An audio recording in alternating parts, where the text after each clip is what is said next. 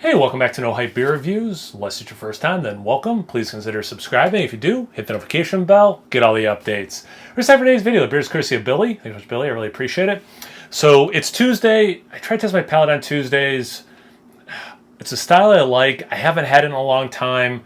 I'm kind of curious what I'm going to taste besides cherries. So I'm like, you know what? I also want it. So I'm just like kind of forcing it to be I almost said Cellar Saturday, forcing it to be a Test My Palate Tuesday beer. So it's Cantillon Kriek 100% lambic, blended lambic beer brewed with cherries. Let's see, Brewers of Belgium's most authentic lambic. March of last year. So what's that, March? April, May, June. So about 15 months old. Time to review. Maybe I could have done it for a Cellar Saturday.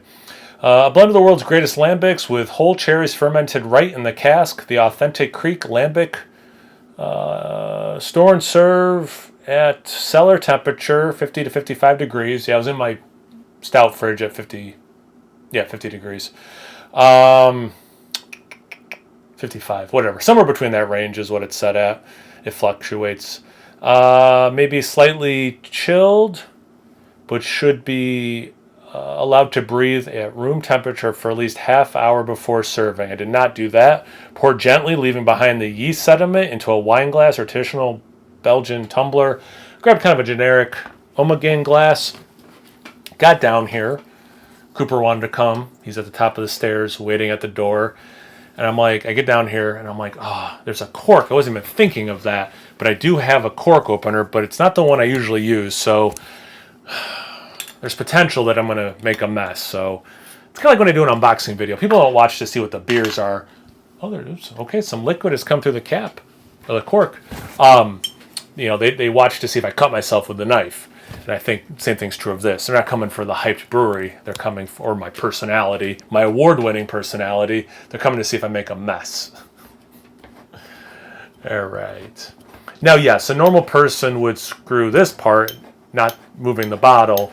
But I don't know why or when I got in the habit of doing it this way. But that is how I do it. All right. Can I pull it just like this? No. Okay. I'm not trying to deprive you of the potential mess. Anticlimactic. What's that? Like my wedding night? Classic joke.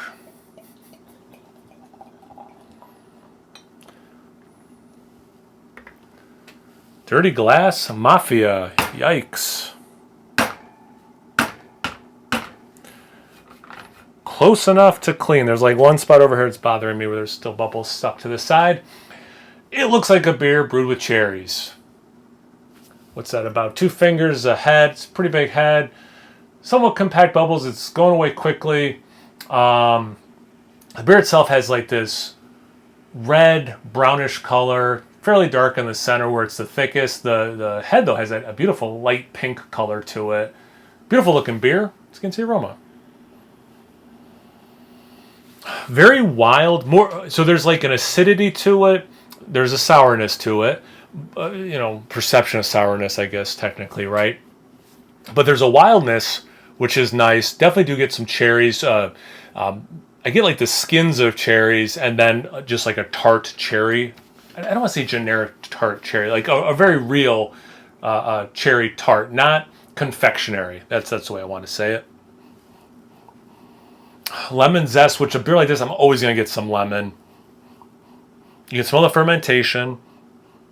If I didn't say it, I don't see the ABV on the bottle. My guess, based on the style, is it's around 5%. Yeah, I don't see it. Anyway. Let's get into the taste. Wait, so I did the look, I did the smell. Yeah, let's get into the taste. Cheers. Thanks again, Billy. Hope you're doing well. Ooh.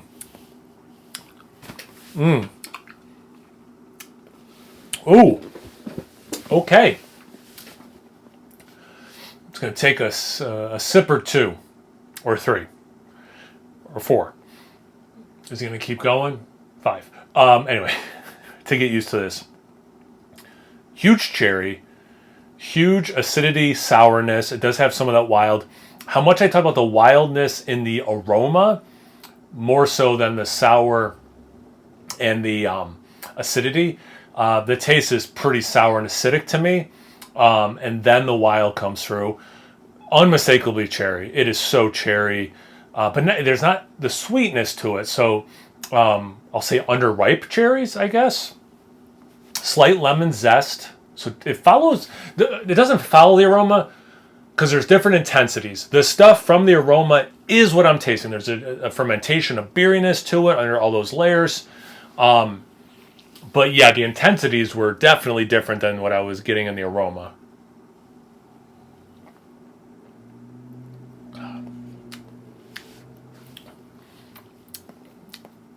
Cheeks, right? A little bit like the back of the tongue. Orange zest and the lemon zest front of the tongue when I just kind of moved around my mouth. I hate to say it, generic fruity esters. Also, there's besides those two citrus things I mentioned and the cherries, obviously, there's this other just like generic, fruity esterness. It's not quite apples to me. It's not quite pears. If I had to pick one, I'd say it's closest to apples, Granny Smith, but it's not quite there to say like it's Granny Smith apples. But anyway.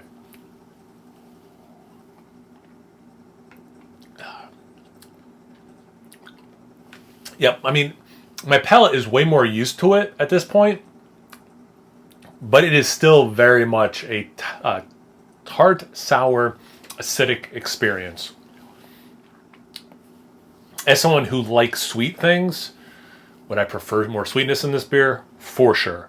I wouldn't want it to be a sugar bomb, don't get me wrong, but like, yeah, a little bit more sweetness would be more my sweet spot. Pun not intended. You know which one I really liked? No disrespect. I know they're a hyped brewery. They make great stuff. But the Oma Gang, I don't even know if they make it anymore. That Rosetta? I think it was Rosetta. That's kind of where I like it. And I love Oma Gang. Like I'm this is not me like belittling them at all. Like that to me was like really nice. Linderman, right? Isn't that the one? Yeah, theirs is good. That's more my speed. This is tasty. Don't get me wrong. But yeah, you have to be a sourhead. You have to be like that kind, more than the other ones I was listing. But yeah, it's super tasty still. It's tasty still. For my palate, it's tasty. But I can see why people like really rave about stuff like this. Excuse me. Billy, thanks again, man. I really appreciate it. You guys had this beer before. What are your thoughts on it? Let's give me the burps. Besides having had it before, I don't know. Other creeks you like?